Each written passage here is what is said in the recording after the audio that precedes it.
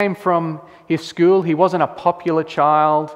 A lot of the times his peers would see him just walking around the school oval late at night, idle, and he was a bit of a weird kid to some people. But once again, another child that just after he left school shot out of nowhere and became successful in the industry. And many people even today admire Elvis and they go visit his shrine in the place where it's at, Graceville, I think it is. And yeah, they have pictures of Jesus next to the shrine, and they really believe that Elvis was this amazing spiritual character that teaches us how to be a good Christian person. And the thing is, was that all Elvis proclaimed? Or was there something more about Elvis that we don't know about? We're going to have a look. Red West, one of Elvis's Elvis had a little group of people that would hang around him, they were his bodyguards. They were a few other people. They were called, I think, the Memphis Mafia. But Red West, I think, was one of his bodyguards. But Red West goes on to declare he declares with conviction that Elvis possessed some kind of special powers, something like psychic powers. And he said, "Elvis proved it to me again and again." Now, there's a very interesting story behind this. Because one day, when Elvis Presley and a few of these Memphis Mafia people were in the car with Elvis, they were driving along, and it was raining down everywhere. It was a heavy storm, and there was a lot of windy roads, and it was just a really heavy kind of stormy conditions. Anyway, someone in the car said something about it, and then Elvis just kind of looked at him for a second, and he goes, "Hang on a sec, I'll put a stop to this." He then opens the sunroof of the limo, stands up out of it, looks at the clouds, and just goes like this with his hands. And according to the testimonies of everyone that was in that car, this Memphis Mafia, the clouds parted, and all along the road that they were driving, there was just clear and no rain.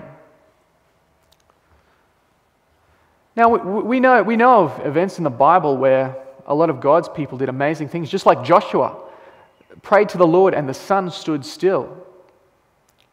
So maybe Elvis Presley was being used by the Lord.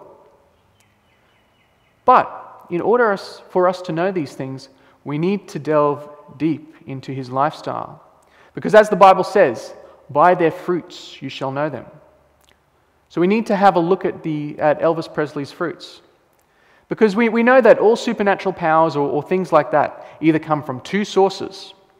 One, it comes from God's side, or two, it comes from the devil's side.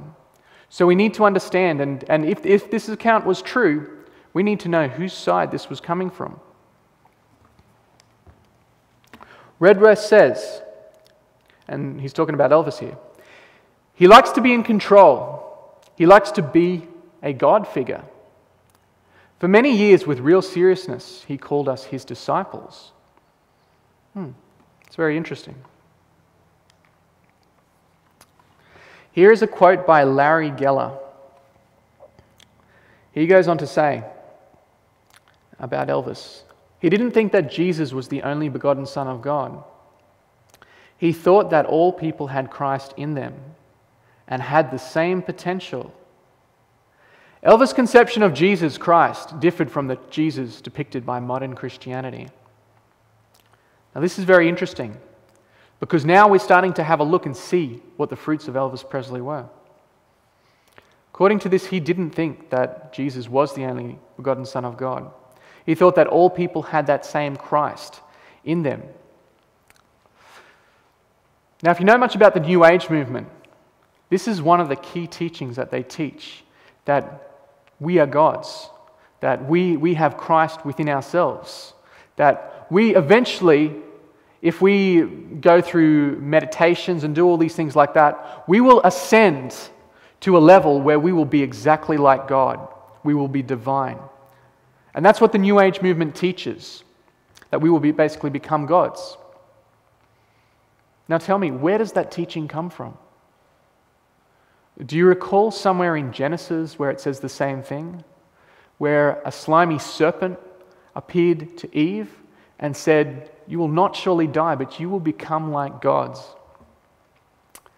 One thing I find in the whole entertainment industry, that's a very common theme, especially in movies, music, and the gaming industry. They all, especially like in the gaming industry, for example, I played this game once called Event Rising, where the whole theme of the game is about elevating yourself up through psychic powers until you get to this point where you become a god man. And that's one of the things Elvis believed in. And we know that this isn't the spirit of God. It's not the same spirit that God portrayed in the Bible. There is only one God, one Jesus, one Christ, one Lord. Here's another quote from Good Housekeeping magazine.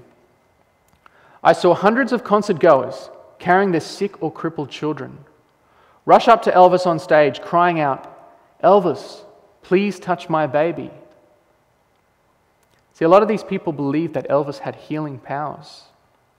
And that's true because a lot of his songs were Christian songs. So all these people out there saw him singing these Christian songs, and he was usually a lovely young cut boy, didn't look like he was someone that you wouldn't want to bring home to your mother, kind of thing. So they saw him and they went, "This is a great man, and look how many people he's just bringing together. He's singing Christian songs every now and then." And a lot of them thought that he was like a type of Christ. So they would bring their children to him for him to heal them.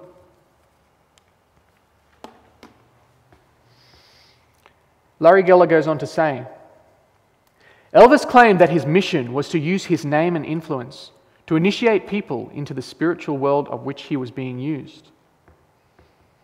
I wonder which spirit world he was being used by.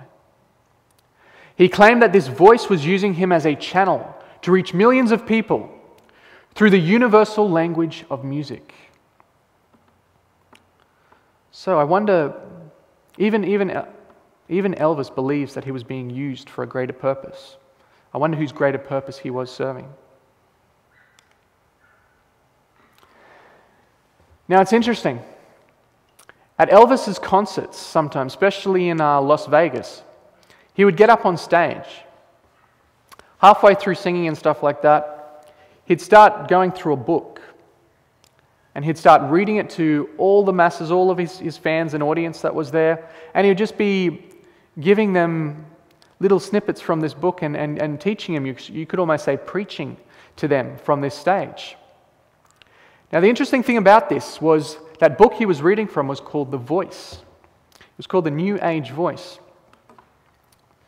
Now to understand where Elvis was coming from and what he was into, and whether all of these accounts were truly Christian accounts, we need to have a look into this voice and see exactly what gospel Elvis was trying to preach to all the masses.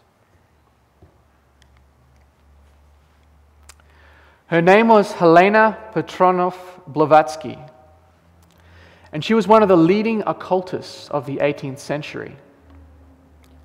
It's because of her that we now have, you could say, the New Age movement, the whole teachings of this future New Age Christ coming. And she received a lot of visions and stuff like that, and even the date she received these visions and got all these dictations and automatic writings was a very interesting date. It was in 1831. And don't we as Adventists know that something very important happened in 1844? At the same time God was revealing messages to his prophet, do you think that Satan could have been preparing his side of things as well? That's an interesting thought. Well, Helena Blavatsky, she was one of the leading occultists that started up this whole New Age teaching, you could say.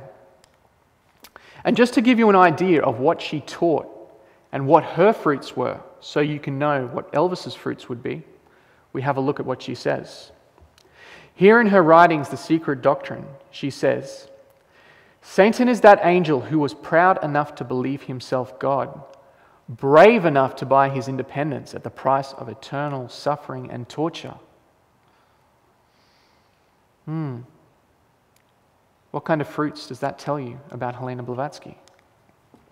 She goes on to say, Satan, the serpent of Genesis, is the real creator and benefactor, the father of spiritual mankind. And who was the first to whisper, in the day ye eat thereof, and